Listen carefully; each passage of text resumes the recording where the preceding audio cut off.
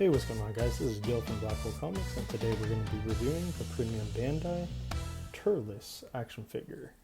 As you may know him as Turles in the English movie, he's not canon. He only appeared in the Tree of Might Dragon Ball Z movie back in the day. You may see, if you're not familiar with him, that he looks a lot like Goku. In that movie, it was said that all low-level Saiyans, basically all the ones that weren't really worth much, all look the same. They don't have any significant distinguishable facial features. So that's why Goku was referred to being like super low level, nothing special.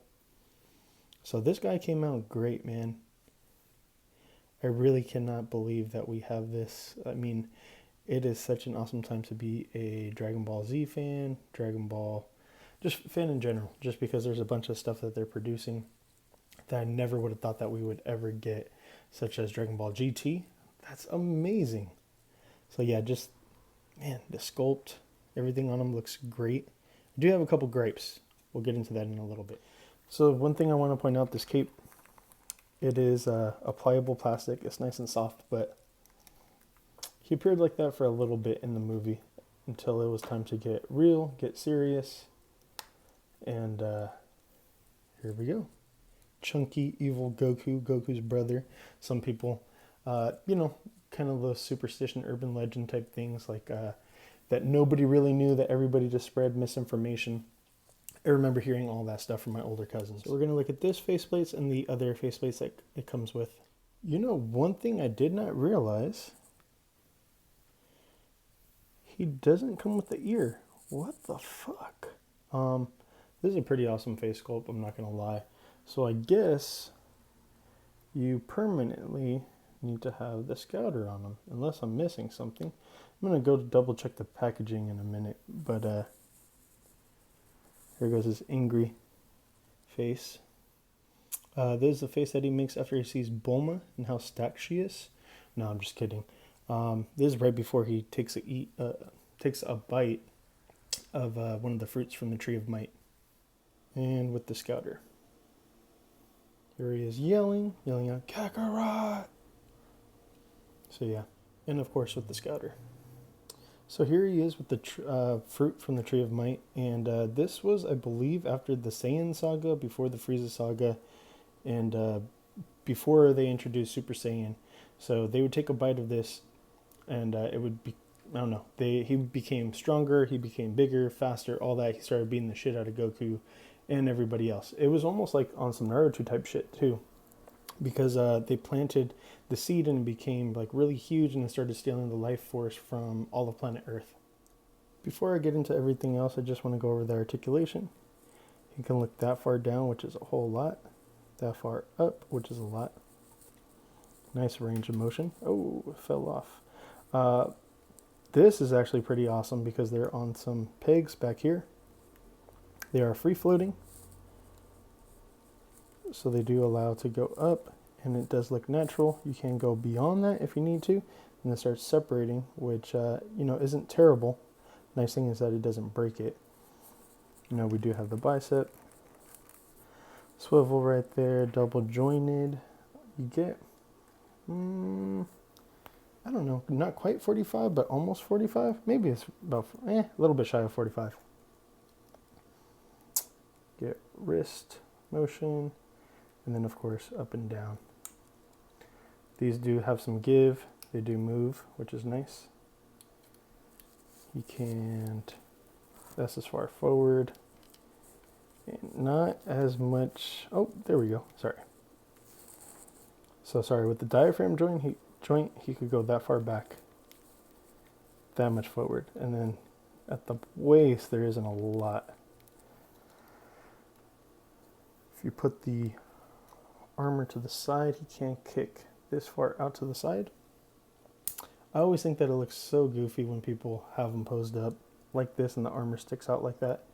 I don't know, it doesn't look the best to me. He can kick that far out forward. Again, not a huge fan of the armor. I know that it has a lot of give, but man, do I hate it. Just how all of it goes forward and all of it goes back. Not a whole lot back movement here. Double jointed knees. There's no boot cut or anything like that. This is far down. This is far up. And then, you know, that's the most ankle rocker that we're going to get there. Not terrible. Just want to go over this. So it does, the tail does port in the back. And notice that it comes out a lot. But I do like this. I do prefer this over than the Vegeta that I've seen, the older Vegetas, where I've seen them break before. So it's a nice thing that kind of just like tucks in. And if you go a little bit too far, you know, it just comes out and it's really easy to put it back. There are two pegs that he comes with. One that is just straight, another one that is L-shaped. And these are to port into some hands and go into the blast energy effects. Here goes all the different hands. As you can see, there's open, grasping, fully open, and then the port hands. So I'm going to show you something I think is kind of cool. So here goes with the L adapter in the hands. And what's cool is I feel like you could definitely hide it in plain sight. Yes, I know directly on, you can still kind of see it, especially like if I zoom in right there. Yes, you can see it. However, if you do a little bit better, move it around just a little bit, like if I was to line it up just like that, you honestly can't really see it. So if I was doing an actual picture, I would hide it in plain sight like that, but I really do love that they're giving us this. This is an awesome new beam effect that we never got, so I really do appreciate that. It has a nice pearlescent gold shimmer on the outer part. On the inner part, it's not as much. It's a little bit different. It's just a translucent gold. So yeah, they did put a pearlescent coat over the yellow plastic. And then again, you get these free floating, which I really do love, and I like that they're doing that. I really hope that they go with that moving forward. It doesn't look terrible. It really does not. So let's go ahead and get into one of my favorite parts of action figure reviews. Let's do some size comparisons. So we'll put Turles next to another low-level Saiyan, and the main character himself, Goku. And as you can see, he's a lot lighter. Turles, for whatever reason, is a lot darker, and they're pretty close to being around the same height. Just Turles is a lot chunkier. He's a lot beefier.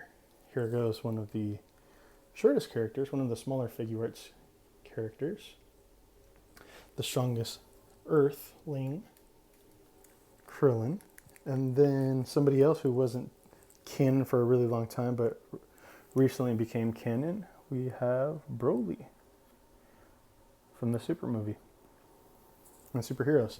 And Broly just towers. I mean, he's one of the biggest characters that there is. With Dragon Ball, it's one of the biggest characters. But yeah, I really do like what we're getting here. A lot of different size differences, sculpts. It just looks really awesome.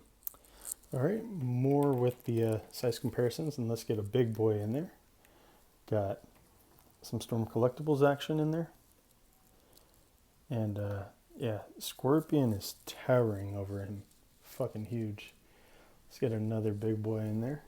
One of my personal new favorite toy brands, Mythic Legions. And as you can see, Bardrick is, again, towering over him. Jeez. That's insane. Let's go with another alien warrior race, and the OG of all OGs, the first release Mezco Superman. And man, even Superman's towering over him. Jeez, that's crazy. Another alien he may run into in his travels, a NECA alien, and man, holy shit, he's towering over him. This is the last of the size comparisons. Let's go with the Marvel Legends Black Panther, the most recent release, and then also something from Mattel with a Stone Cold.